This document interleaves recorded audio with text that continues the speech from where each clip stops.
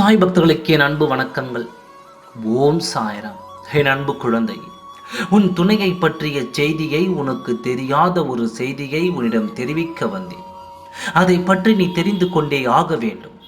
பல விஷயங்களை உன்னிடம் இருந்து மறைக்கும் உன் துணை இப்பொழுது நடந்து கொண்டு இருக்கும் பிரச்சனைகளையும் உன்னிடம் மறைத்து கொண்டு வருகிறார். அது என்ன பிரச்சனைகள் சொல்கிறேன் கேள். தன் குடும்பத்தில் நடந்து இருக்கும் பிரச்சனை உனக்கு தெரிந்தால் அதை உன் குடும்பத்தில் நீ சொல்லிவிடுவாய் என்று அது உனக்கே தெரியாமல் மறைக்கப்பட்ட காரியங்கள் நிறைய இங்கு இருக்கிறது. அப்படித்தான் இங்கு நடந்த பிரச்சனையும் உன்னிடம் இருந்து மறைத்திருக்கிறார்.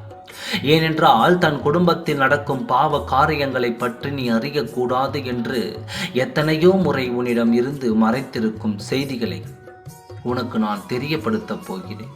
தெரியக்கூடாது என்று உனக்கு தெரிந்துவிட்டால் தன் இல்லத்தில் இருப்பவர்களை நீ அவமதித்து விடுவாய் என்று உன்னிடம் மறைக்கிறார்.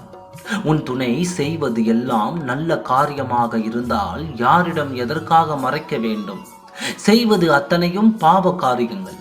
அப்பொழுது உன்னிடம் இருந்து மறைத்துதானே ஆக வேண்டும். நீயும் இன்று திருந்துவார், நாளை திருந்துவார் என்று ஒவ்வொரு நாளும் எண்ணிக்கொண்டிருக்கிறாய்.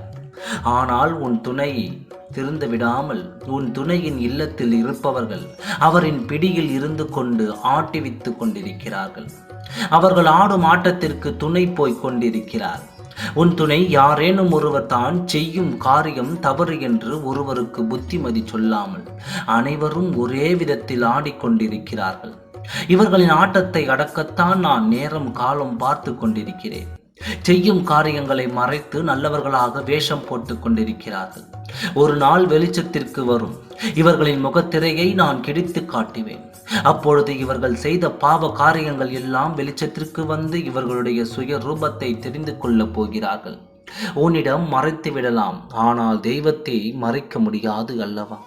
கவலைப்படாதே, அத்தனையும் வெளிச்சத்திற்கு வரும்.